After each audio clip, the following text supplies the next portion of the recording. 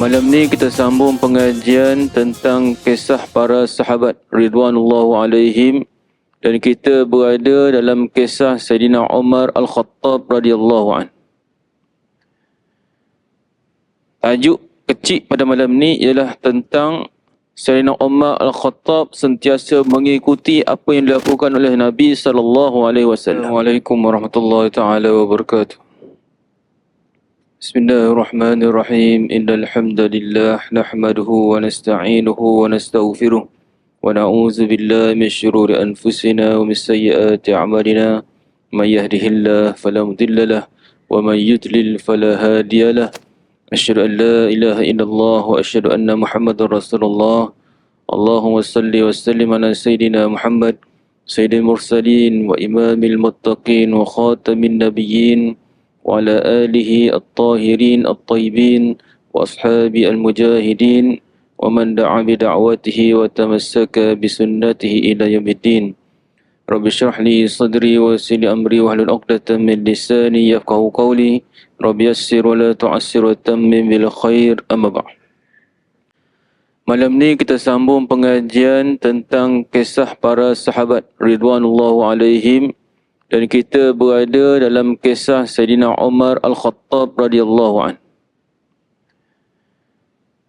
Tajuk kecil pada malam ni ialah tentang Sayyidina Umar Al-Khattab sentiasa mengikuti apa yang dilakukan oleh Nabi sallallahu alaihi wasallam. Ketika Sayyidina Umar Al-Khattab mengusap Hajar Aswad, dia berkata, Inni la'alamu annaka hajarun la tadurru wa la tanfa walaula anni ra'aitu Rasulullah yukabbiluka ma qabbaltuk. Kata-kata ni diriwayatkan oleh Imam Bukhari dan Imam Muslim. Maksudnya riwayatnya sahih. Sayyidina Umar Al-Khattab dia mencium Hajar Aswad. Jadi dia kata, Inni la'alamu annaka hajarun la tadurru wa la tanfa. Sesungguhnya aku mengetahui bahawa kamu ni batu, Hajar Aswad ni batu hitam yang tepi Kaabah tu. Annaka hajarun, kamu ni batu. La tadurru wa la tanfa, kamu tidak memberi mudarat dan kamu tidak memberi manfaat. Maksudnya kalau aku cium batu ni, dia tidak memberikan aku ni kesan pada aku. Dia tak boleh menyebabkan orang tu sakit, dia tidak boleh memperkayakan orang tu. Itu maksudnya mudarat dan manfaat. Walaula anni ra'aitu Rasulullah sallallahu alaihi wasallam yukabbiluka ma qabbaltu. Sekiranya aku tidak melihat Nabi sallallahu alaihi wasallam mencium kamu, ma qabbaltu, nescaya aku tidak akan mencium kamu, wahai batu. Jadi ini riwayatnya yang Sayyidina Umar mencium. Biasa yang kita pernah tengok bagaimana Sayyidina Umar Al-Khattab ni dia melihat, dia menggunakan tongkat dia tu, dia tunjuk kepada batu Hajar Aswad. Baik, dalam riwayat ni kita lihat bagaimana Sayyidina Umar Al-Khattab dia mencium batu tu sebab apa? Sebab ikut sunnah Nabi sallallahu alaihi wasallam. Dan dia melihat batu tu sebenarnya tak ada memberi apa-apa pun. Tak ada beri kesan pun. Batu. Sebab itu ada pandangan ulama, dia kata kenapa Sayyidina Umar berkata demikian? Sebab dia nak mengajar manusia ketika tu, dan manusia ketika tu mungkin ada lagi kesan-kesan amalan jahiliah yang lama. Amalan jahiliah yang lama ni mereka menyembah batu, menyembah berhala. Jadi Sayyidina Umar nak bagi tahu kepada orang ramai bahawa batu ni aku cium bukan sebab dia memberi kesan. Aku cium dia ni sebab Nabi sallallahu alaihi wasallam cium batu ni. Itu sunnah. Jadi Sayyidina Umar melakukan demikian sebab sunnah Nabi sallallahu alaihi wasallam. Itu yang penting. Itu pengajaran yang kita perlu ambil. Dan apabila disebut sunnah Nabi sallallahu alaihi wasallam ni juga, kita kena beri perhatian penting, terutama dalam kehidupan kita waktu sekarang ni. Sebab apabila kalau kita pergi melakukan umrah ataupun haji, kita tengok kat bawah tu, biasa kita semayang kat tepi tu kan, kat atas tu, nampak Kaabah. Nampak orang tengah tawaf. Bila orang tengah tawaf, kita nampak orang nak mencium batu Hajar Aswad. Di sini kita teringat, Nabi SAW mencium Hajar Aswad. Kita pun nak mencium Hajar Aswad. Jadi yang pertamanya kalau kita nak cium Hajar Aswad ni, kita kena ada niat. kita kena ada niat dan minta doa dengan Allah Ta'ala agar Allah Ta'ala izinkan kita ni mencium Hajar Aswad. Tapi kalau tidak ada niat dan tidak ada doa, kemungkinan tu nak dapat tu sukar. Jadi kebiasaannya orang yang nak mencium tu dia ada hasrat dan dia berdoa pada Allah Ta'ala dan Allah akan permudahkan. Itu yang pertama. Yang kedua, kalau kita nak melakukan sunnah Nabi SAW ni, kita kena perhatikan bahawa tindakan kita tu tidak mengganggu orang lain, tidak mengganggu jemaah lain. Kan kalau kita perhatikan di Kaabah tu, orang yang melakukan tawaf tu ramai. Sekarang ni ramai. Kalau berbanding dengan zaman pertama kali saya pergi ke Mekah masa buat haji 2002. 2002 ni tak ramai orang. Musim haji tak ramai. Jadi kalau nak bagi tawaf tu boleh. Tawaf tu boleh, nak mencium tu boleh. Tak ramai. Tak ramai macam sekarang. Itu musim haji. Dan kita, sebab itulah kita lihat bagaimana orang yang nak mencium Hajar Aswad ni, dia beratur kat tepi batu-batu tu kan. Tepi sisi-sisi tu dia beratur. Dia pun bergerak sikit demi sedikit. Sampai dekat tempat batu tu dia ada tali, dia pegang. Kan? Bila sampai satu ketika dia pun cium batu tersebut. Dan kita ingat batu Hajar Aswad tu bukan yang satu tu batu. Sebab batu Hajar Aswad ni kalau ikut dari segi sejarah ni dia pernah pecah. Dia pernah pecah, jadi batu kecil-kecil tu ditampung, dia letak dalam satu kelompok tu. Itu namanya Hajar Aswad, yang hitam tu. Yang ni tuan-tuan boleh tengok dekat internet bagaimana gambar dia. Dia mana bukan satu sekelompok tu batu. Dia kecil-kecil, ada pecahan. Itu yang ketiga. Yang keempat, jangan kita menjadikan amalan sunnah Nabi SAW tu sebagai cara untuk kita meraih populariti pada zaman sekarang. Ini paling penting ni. Zaman-zaman sekarang ni zaman orang kata apa? Zaman digital. Zaman digital ni, orang kita ni suka meraih populariti ni dengan melakukan ibadat. Ibadat tu tak salah. Tapi dia nak meraih populariti tu, dia rakam sesuatu yang dia buat tu, letak dalam Facebook dia, letak kat Instagram dia, letak dekat WhatsApp dia kan dan sebagainya, Reel ke, X ke, macam-macam. Supaya orang lihat dia ni dia melakukan ibadat. Kan, tuan-tuan. Jadi yang ni paling penting. Sebab kita lihat bagaimana suasana 2-3 tahun lepas, kalau tuan-tuan ingat bagaimana ada influencer di Malaysia ni, dia pergi ke sana, dia 2-3 orang dengan tim dia, pasukan dia. Influencer ni dia ada pasukan dia. Pasukan ni maksudnya apa? Pasukan yang bawa kamera dia. Sebab dia nak ambil gambar ni, dia kena ada fotografer dia. Video man. Dia bukan ambil sendiri. Dia ada fotografer dia. Lepas tu dia bila ambil gambar tu cantik. Kalau kita ambil gambar tak cantik. Dia ambil gambar cantik, still. Tak bergerak pun. Kita ambil bergerak, bergoyang-goyang. Sebab kita yang ambil, kita sendiri. Tak cantik. Jadi dalam video tu kita lihat bagaimana dia berusaha untuk bawa isteri dan pasukan dia mencium Hajar Aswad dan berjaya. Jadi benda tu viral di Malaysia. Bila benda tu viral di Malaysia, ketika jadi isu sikit, benda tu dah tamat. Sebab benda populariti ni tuan-tuan, dia sekejap je. Dia akan popular, lepas tu dia hilang. Dia macam angin lalu. Angin tiup, lepas tu hilang. Esok tak ada dah. Macam hujan lebat. Hujan lebat, selebat-lebat-lebatnya, lepas tu habis. Gitu dah.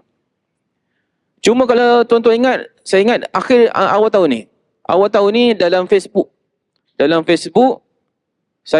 naik satu video yang sama yang 2-3 tahun lepas tu. Cuma video tu kali ni di-upload oleh orang Arab. Jadi orang Arab tu dia tulis apa? Dia kata ini antara tindakan jemaah Malaysia. Jemaah Malaysia usaha untuk mencium Hajar Aswad. Jadi dalam tu dia seolah-olah mempertikai bagaimana usaha influencer ni nak melakukan satu tindakan ni begitu bersungguh-sungguh untuk rakam video.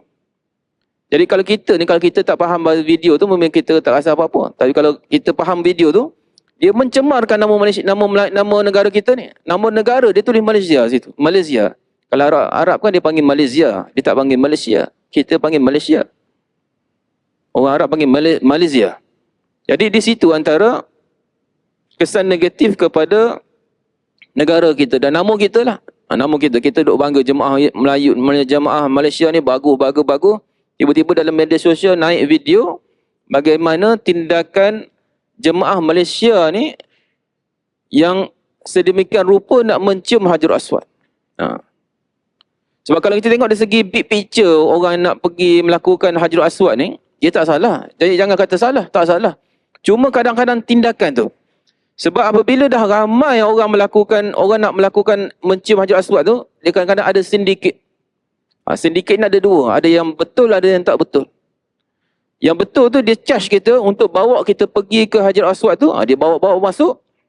Jadi orang kita ni duduk belakang dia. Ikut sampai situ dia pun bagi masuk. Itu tak apa lagi. Cuma apabila kalau contoh kita nak pergi mencium Hajarul Aswad tu, sebab dia orang Arab ni, kalau kita pergi sana kita fahamlah orang Arab ni dia tidak ada sistem queue. Dia tidak ada sistem queue dan tidak ada sistem nombor. Dia punya culture dia macam tu. Jadi apabila kita nak pergi mencium Hajarul Aswad ni, kita pun mudahlah membuka kita punya buah. Kita menyiku kanan dan kiri. Siku kanan, siku kiri. Tolak. Sebab orang ramai ni. Kita nak masuk, orang nak pergi bergerak gini. Jadi dia bertembung arah. Kita nak pergi ke Hajarul Aswad, jemaah bertolak-tolak nak pergi tawaf. Kan pusingan dia tu. Jadi dia bertembung. Jadi di situ kita telah mengganggu jemaah yang melakukan tawaf. Di sini takut-takut kita telah melakukan kesilapan. Takut-takut telah melakukan kesilapan. Jadi yang tu penting tuan-tuan, kalau kita nak melakukan Hajarul Aswad, silakan, tapi pastikan kita menjaga benda-benda demikian. Cuma ada orang pernah sebut, dia kata, waktu kita nak cium Hajarul Aswad ada satu hari, dia kata. Satu ketika. Satu ketika tu ialah ketika semasa hari Tarwiyah. Semasa orang nak pergi haji, semasa orang nak berangkat pergi ke Arafah tu, ataupun pergi ke Mina untuk melakukan hari Tarwiyah tu, ketika tu, orang ramai meninggalkan Mekah, pergi ke haji ni, untuk buat haji. Ketika tu tak ramai. Ketika tu boleh, dia kata, nak pergi Hajarul Aswad. Tidak ada sesak sebagaimana biasa. Ini pengalaman orang yang pernah buat dah. Tapi kita nak tunggu tu lama juga kan. Tapi itu antara usaha-usaha dia lah. Usaha-usaha dia begitu. Cuma yang saya sebut kenapa kena ada hasrat dan doa tuan-tuan. Sebab saya pernah ingat ada satu kes lah. Bagaimana ada seorang tu, dia doa kepada Allah Ta'ala supaya dia diberikan kemudahan untuk mencium Hajarul Aswad. Dan apabila dia lalu tempat tu, tak entah macam mana tiba-tiba askar tu panggil dia. Bawa dia pergi mencium Hajarul Aswad. Dia tak pernah minta pun dengan askar tu. Itu macam mana kita kata kuasa luar biasa ni yang Allah berikan kepada hamba dia. Ini kuasa Allah. Tapi malangnya kalau kita tak minta doa, jadi macam tu lah. Jadi kita kena lihat di situ bahawa sunnah untuk mencium Hajarul Aswad tu tak salah. Itu bahkan sunnah Nabi SAW. Tapi kita kena jaga benda-benda tadi, parameter-parameter tadi, supaya sunnah yang kita melakukan itulah benar-benar sunnah Nabi SAW dan bukan menyakiti jemaah-jemaah lain, dan supaya tidaklah kita melakukan usaha tu, tiba-tiba terdapat pula dosa, mengganggu jemaah lain. Kan? Mengganggu jemaah lain. Itu kita tak mahu. Baik, habisnya tu.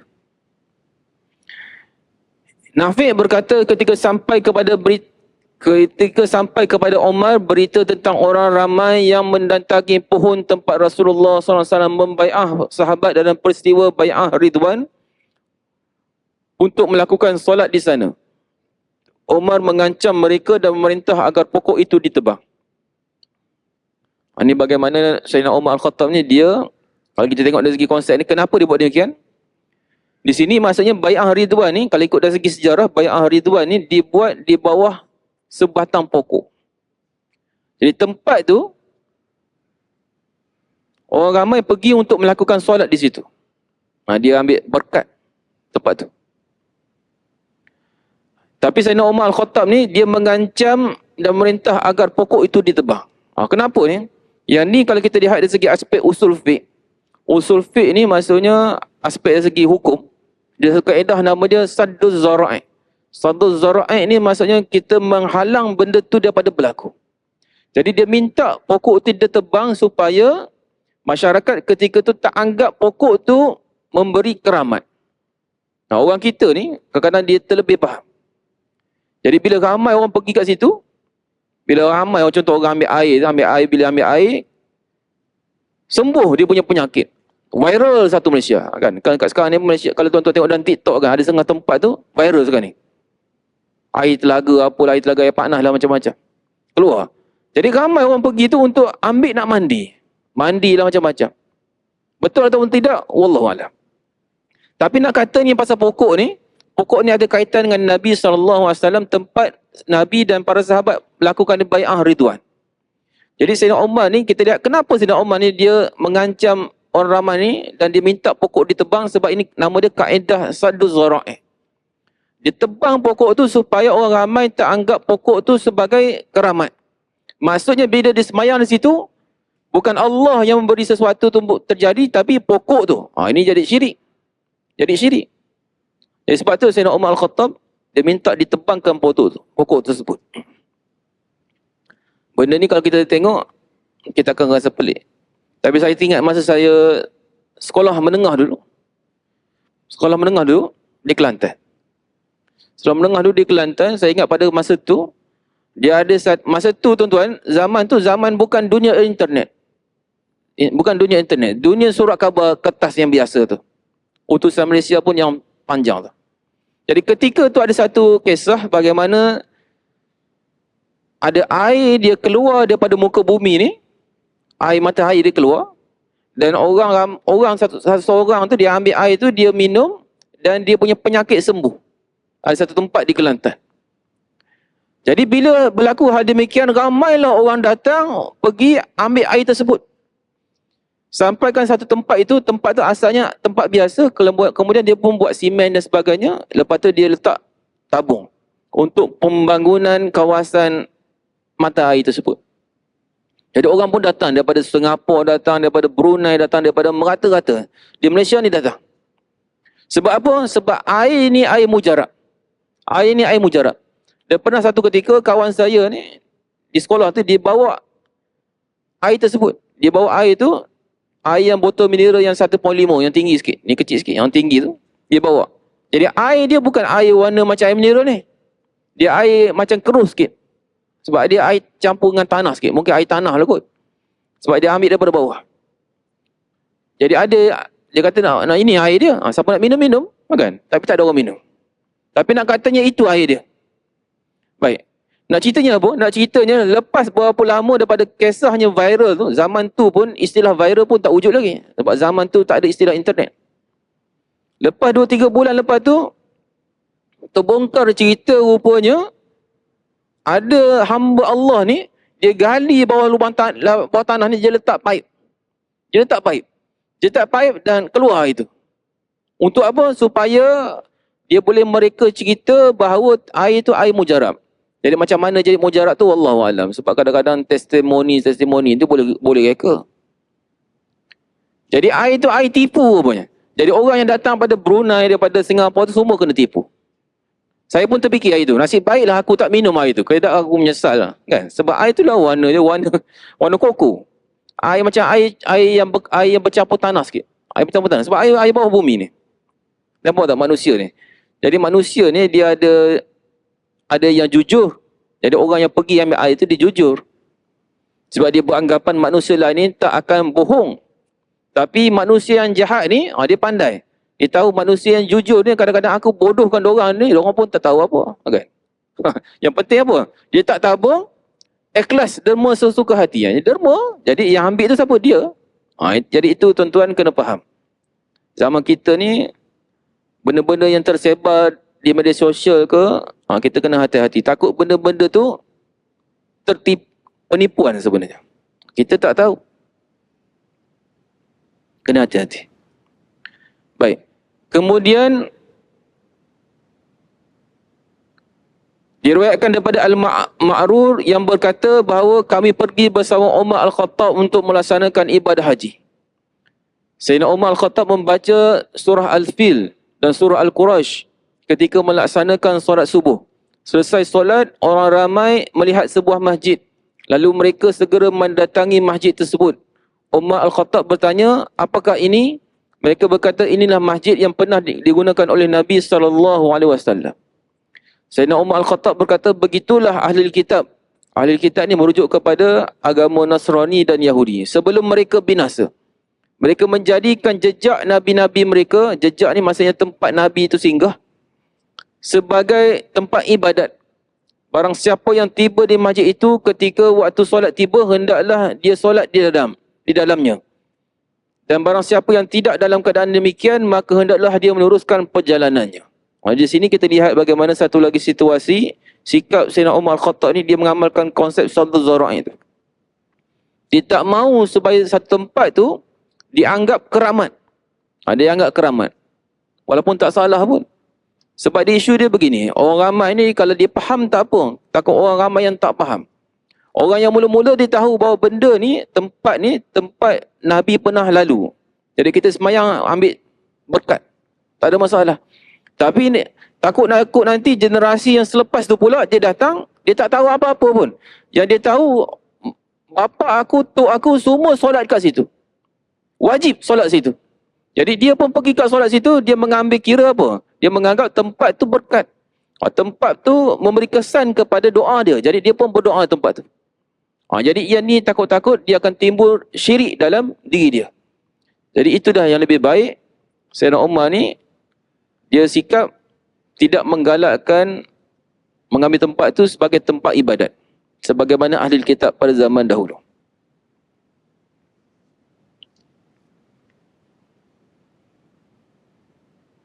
Baik, kemudian ada satu lagi kisah ni.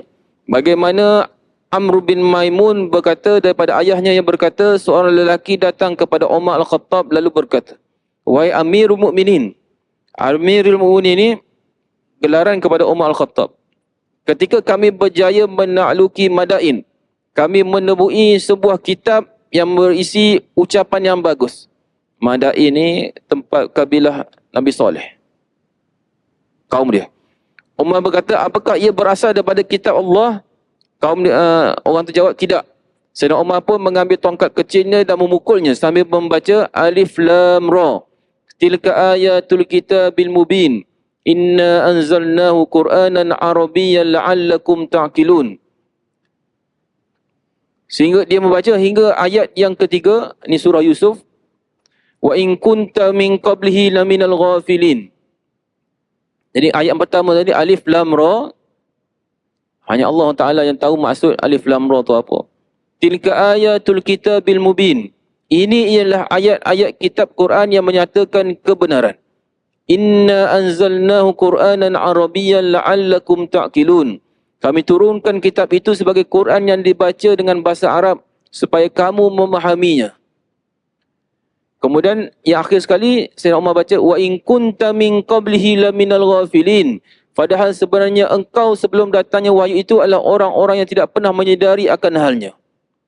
Lalu Sayyidina Umar berkata, sesungguhnya orang-orang sebelum kamu binasa kerana memperhatikan kitab-kitab ulama dan pendeta-pendeta mereka dan meninggalkan Taurat dan Injil. Ini zaman dulu ni. Ahli-ahli kitab kan maksudnya merujuk pada Nasrani dan Yahudi. Jadi kalau Nasrani itu kitab Injil. Kalau yang Yahudi, Taurat. Jadi mereka meninggalkan Taurat dan Injil dan hanya fokus kepada kitab-kitab ulama mereka sehingga kedua-duanya punah dan ilmu yang ada pada keduanya dilupakan. Jadi yang difokus kepada karangan ulama tu, yang Quran dengan Quran tu, apa? Kitab utama tu, Taurat dengan Injil, dilupakan terus. Ini dia tak nak. Ini bagaimana kita lihat bagaimana Sayyidina Umar ni, dia nak supaya antara tujuannya supaya kita fokus kepada Quran tu. Quran tu lebih utama. Sebab pada zaman dulu ni, pada ahli kitab ni, dia fokus kepada karangan ulama tu sama dia tinggal Taurat dan Injil. Akhirnya Taurat dan Injil tu ditinggal terus. Dia tak nak benda tu berlaku pada umat Islam. Okey, habis kisah tu. Jadi ini bagaimana konsep Sayyidina Umar Al-Khattab, dia mengamalkan konsep Saddu Zara'i. Dia menutup jalan-jalan untuk kepada kebinasaan tu, dia tutup awal supaya tidak binasa. Kemudian tajuk kecil, Sayyidina Umar Al-Khattab adalah orang yang dermawan dan murah hati.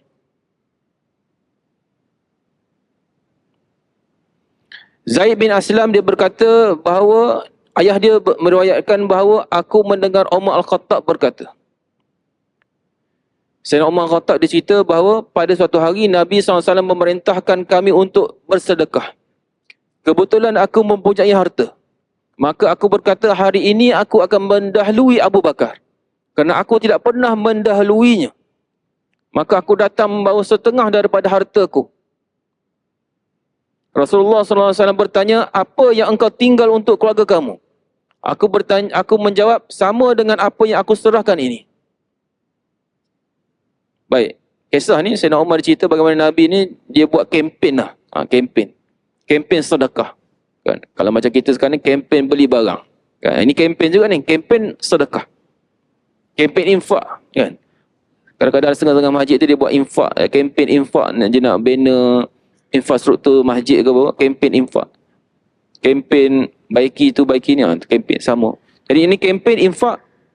Jadi Sayyidina Umar kata, pada hari ini aku nak mendahului Abu Bakar. Di sini kita lihat bagaimana nak bersaing tu dalam perkara kebajikan tu benda yang dilakukan di kalangan sahabat. Jadi Sayyidina Umar dengan Sayyidina Abu Bakar. Dia kata pada hari ini aku akan mendahului Abu Bakar kerana aku tidak pernah mendahuluinya. Maksudnya dari segi biasa-biasa ni Abu Bakar memang nombor one. Hari ini aku nak jadi nombor one. Jadi di sini kita nampak apa? Kalau kita nak melakukan benda kebaikan, tidak masalah kita nak bersaing dengan orang lain. Tak ada masalah. Dalam buat kebaikan tak ada masalah. Contoh orang tu derma, kita pun nak derma lebih. Tak ada masalah. Orang tu derma 1,000, aku nak derma 2,000. Kan? Kalau orang tu derma 3,000, kita kata kat 2,000 je kita ada. Tak apalah. Yang penting kita derma. Mungkin orang tu duit dia derma 3,000, dia punya harta je lagi banyak. Kita derma 2,000 tu, yang tu je ada dalam poket kita je. Dia berbeza manusia ni. Jadi yang ni Sayyidina Umar ni dia nak bersaing dengan Sayyidina Abu Bakar As-Siddiq radhiyallahu anhu. Jadi dia pergi jumpa Nabi SAW, dia sedekah separuh harta dia. Separuh harta dia. Jadi separuh ni banyak. Nabi kata, apa yang kamu tinggal untuk keluarga kamu? Aku tinggal sebagaimana yang aku bawa kepada kamu. Kemudian datanglah Sayyidina Abu Bakar As-Siddiq, dia membawa seluruh harta dia. Ni hebat dia. Nabi pun bertanya kepada Sayyidina Abu Bakar, apa yang kamu tinggal untuk mereka? Kamu bawa semua ni, apa yang kamu tinggal? Cuba tengok jawapan Sayyidina Abu Bakar. Dia kata, aku tinggalkan untuk mereka Allah dan Rasulnya.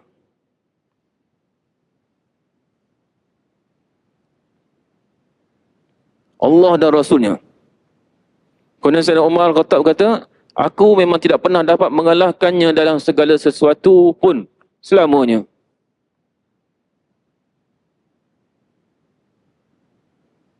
Itu maksudnya bersaing dalam hal-hal kebaikan.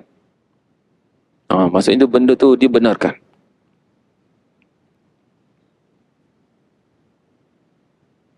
Baik, seterusnya kisah lain. Pada suatu hari Al-A'mash berkata, pada suatu hari aku bersama Sayyidina Umar Al-Khattab. Lalu seorang datang menyerahkannya 22,000 dirham. Umar tidak berdiri dari tempat duduknya hingga dia mengagihkannya. Jika dia menyukai sebahagian hartanya, maka dia menyedekahkannya. Dia sering sedekah dengan gula. Gula ataupun manisan ni. Dan ketika itu ataupun madu. Dan ketika itu ditanyakan kepadanya, maka dia menjawab, kerana aku menyukainya. Sayyidina Umar ni pada satu hari dia dapat 22,000 dirham. Dirham ni duit perak. Dia tidak berdiri daripada tempat duduknya hingga dia mengagihkannya. Maksudnya dia tak bangun daripada tempat dia sehingga duit tu 22,000 dia agih kepada orang mereka yang berkenaan. Kita kalau kita duk fikir apa masalahnya, bagi je lah kan.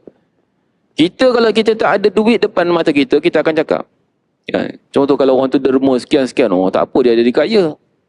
Dia kaya. Kalau kita kaya, kita buat demikian ke tidak? Itu persoalan. Kalau dia kaya, dia sedekah. Tak apalah dia kaya. Persoalannya kalau kita kaya, kita buat benda yang sama ataupun tidak. Kemungkinan tu banyak. Sebab kalau duit depan mata ni je lain. Jadi Sayyidina Umar Al-Khattab, dia sedekah tu kepada orang yang berkenaan dan tidak berdiri sehingga habis duit yang diterima tadi. Itu yang pertama. Yang kedua, dia akan sedekah benda yang dia sukai kerana Allah Ta'ala sebut lan tanalul birra hatta tunfiqu mimma tuhibbun.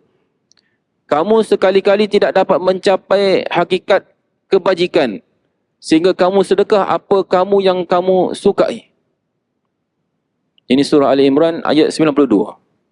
Ini ayat yang famous ni. Ayat yang famous tentang kalau kita nak sedekah, kita sedekah benda yang kita paling suka. Tercabar juga jiwa kita ni ke?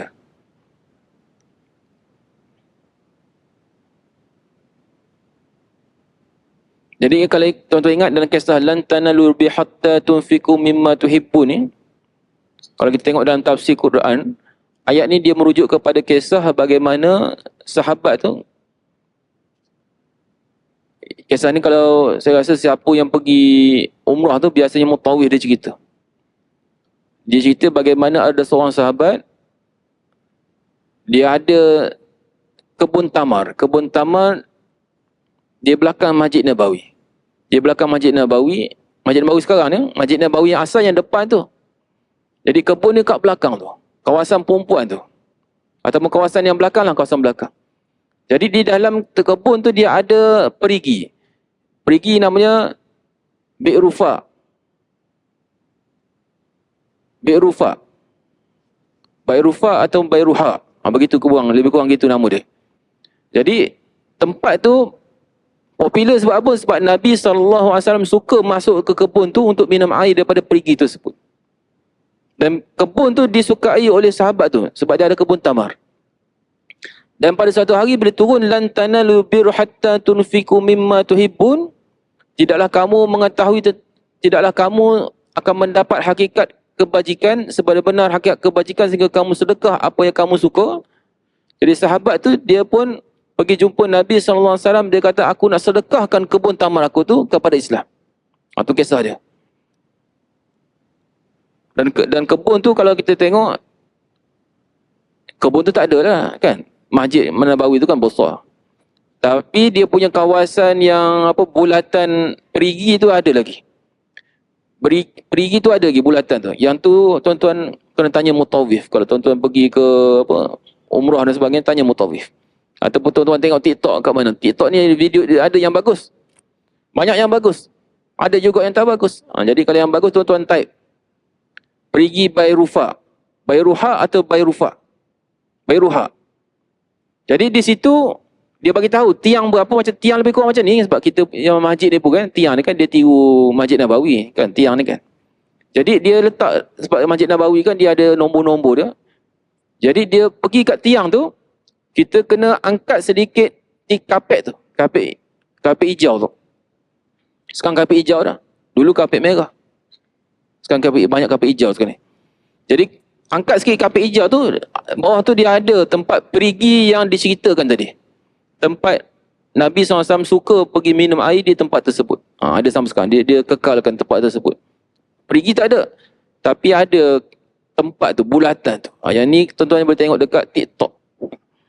Sebab tu TikTok ni bagus juga. Yang tak bagus pun ada juga. Yang bagus pun ada juga. Jadi kita kena buat pemilihan yang terbaik. Zaman dulu memang tak bagus. Zaman dulu, awal-awal dulu, kalau tuan-tuan ingat, TikTok ni memang tak bagus.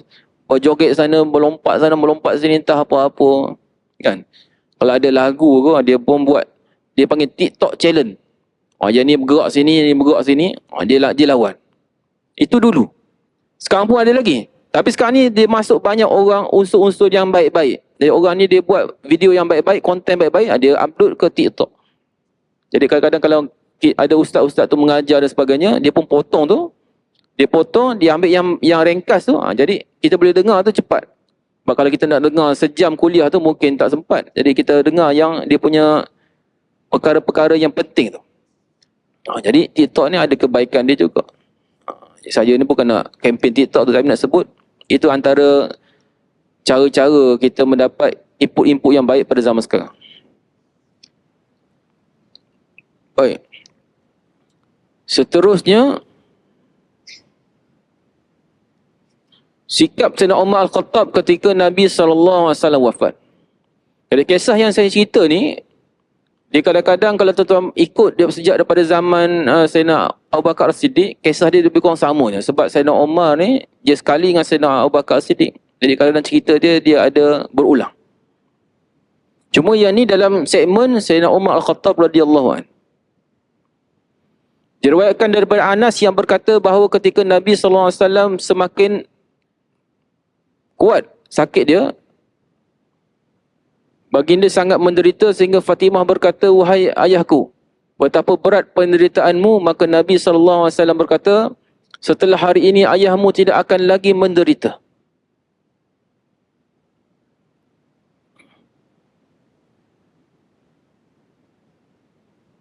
Maka Nabi SAW berkata, pada ketika Nabi SAW wafat, Siti Fatimah berkata, "Wahai ayahku, dia telah menjawab panggilan Tuhanku. Duhai ayahku, tempatnya di syurga, Firdaus yang paling tinggi." Itu kata-kata Siti Fatimah. Baik, nak ceritanya, semasa Nabi SAW wafat, Sayyidina Umar Al-Khattab ni antara sahabat yang tidak boleh menerima kenyataan bahawa Nabi SAW ni wafat. Itu kisah dia. Nabi SAW wafat. Tapi Sayyidina Umar ni dia tak boleh terima Nabi tu wafat. Boleh faham tak? Nabi wafat, tapi bagi dia tak wafat.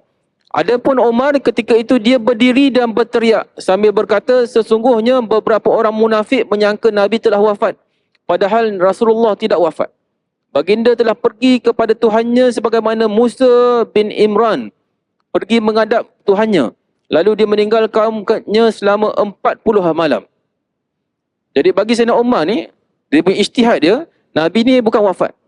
Dia pergi berjumpa jumpa Allah Ta'ala sebagaimana Nabi Musa. Nabi Musa kan pada zaman dia tu, dia keluar 40 hari, dia pergi ke Bukit Sina tu.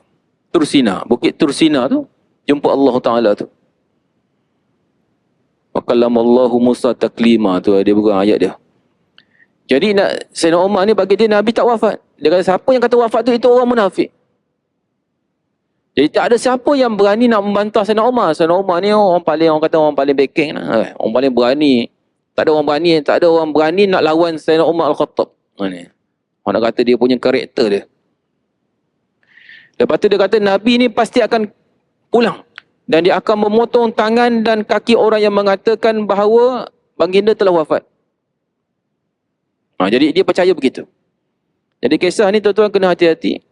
Sebab kadang-kadang ada setengah orang kalau dia nak mencari, dia nak memburuk-burukkan sahabat ni, dia nak cari. Dia kata Umar ni sebenarnya tak boleh percaya. Apa contoh je? Masa Nabi SAW wafat, antara sahabat yang tak percaya Nabi wafat ialah Umar Al-Khattab. Ya ke? Ni dia bawa cerita. Kita pun tak tahu sangat, kita pun angguk-angguk. Kita pun termasuk dalam dia punya dakwah dia.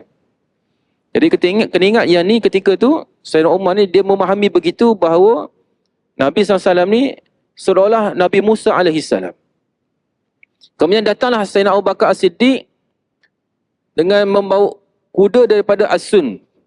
Daripada satu tempat, dia turun lalu masuk ke masjid.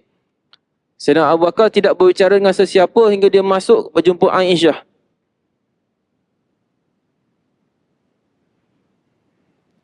Lalu dia menuju jenazah Nabi SAW yang ditutup dengan kain panjang. Lalu dia membuka penutup wajah baginda dan mencium lalu menangis. Abu Bakar berkata, "Ayah dan ibuku sebagai tebusannya, demi Allah dia tidak akan menghimpun dua kematian ke atas Tuhan. Namun adapun kematian pertama yang ditetapkan ke atasmu, maka Tuhan telah merasainya." Sayyidina Abu Bakar sampai, dia pergi terus ke rumah Khadijah, ke rumah Siti Aisyah tu kan, makam sekarang tu, makam Nabi SAW tu kan rumah Siti Aisyah.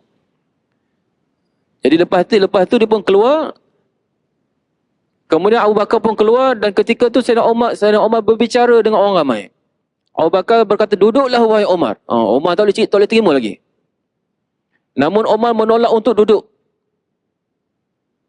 Jadi kalau kita faham ni, seolah-olah kalau kita gambaran ni, kita rasa suasana ni genting. Umar tak nak suruh duduk, tak nak duduk. Maka orang ramai pun mengurumuni Abu Bakar dan meninggalkan Umar.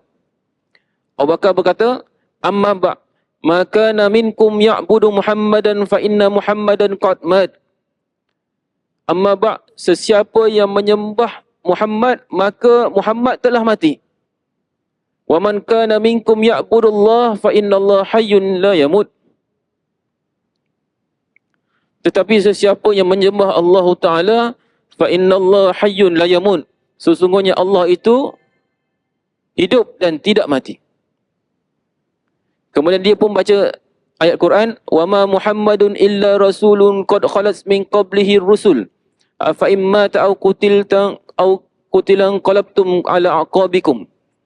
Dan dia kata Muhammad itu tidak lain dan tidak bukan ialah rasul sebagaimana rasul-rasul sebelum kamu.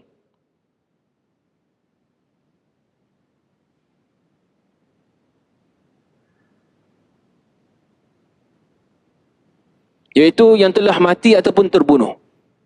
Jika demikian, kalau dia pula mati atau terbunuh, patutkah kamu berpaling tadah?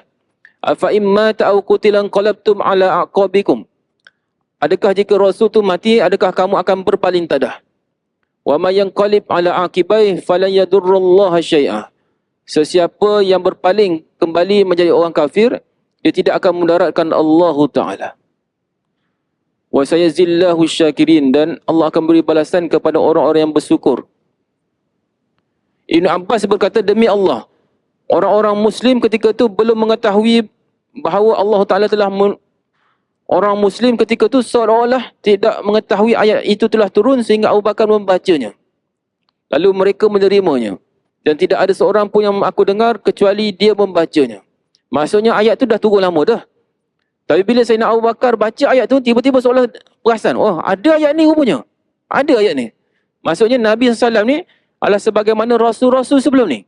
Jadi Rasul-Rasul sebelum ni, mereka ni hidup. Kemudian mereka tu wafat.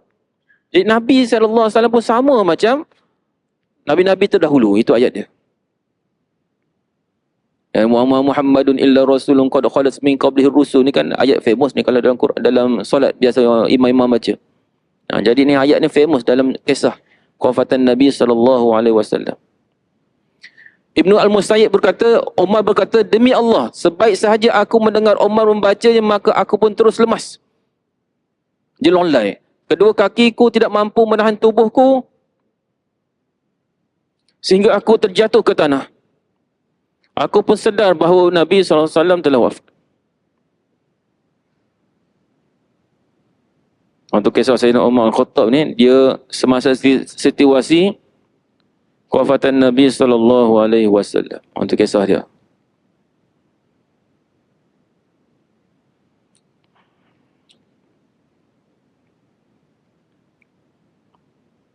Jadi kena ingat yang tadi, yang saya sebagaimana saya sebut tadi, bahawa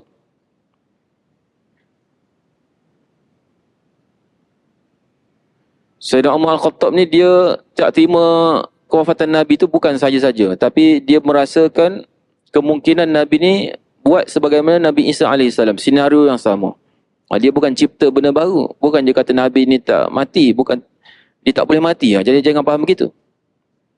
Jadi kalau kita terpedaya dengan daya-daya songsang tu, kita terpedaya dengan mereka yang nak memburuk-burukkan sahabat.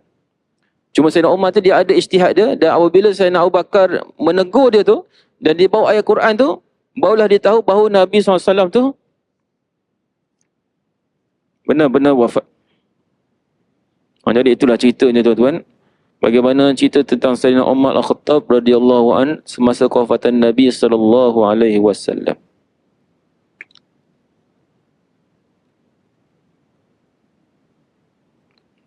Dah masuk kah? Belum? 1 minit.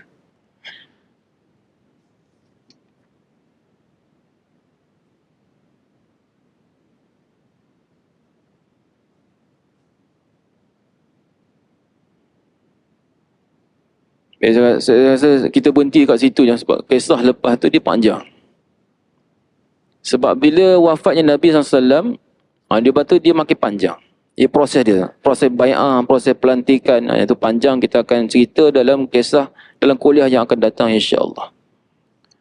Bismillahirrahmanirrahim. Wa bihi nasta'in. Allahumma zidna ilman nafi'an wa rizqan thayyiban wa amalan mutaqabbala. Allahumma inna nas'aluka al-'afwa wal 'afiyah fid din wad dunya wal akhirah. Allahumma rabban nas asbil ba's ishfina wa anta syafi la shifa illa shifa'u shifaan la yughadiru saqama wa la alama. Allahumma aghnina bi halalika an haramik wa aghnina bi fadlika an man siwak. اللهم إنا نعوذ بك من الهم والحزن ونعوذ بك من العجز والكسل ونعوذ بك من الجبن والبخل ونعوذ بك من غلبة الدين وقهر الرجال وصلى الله على سيدنا محمد وعلى آله وصحبه أجمعين والحمد لله رب العالمين.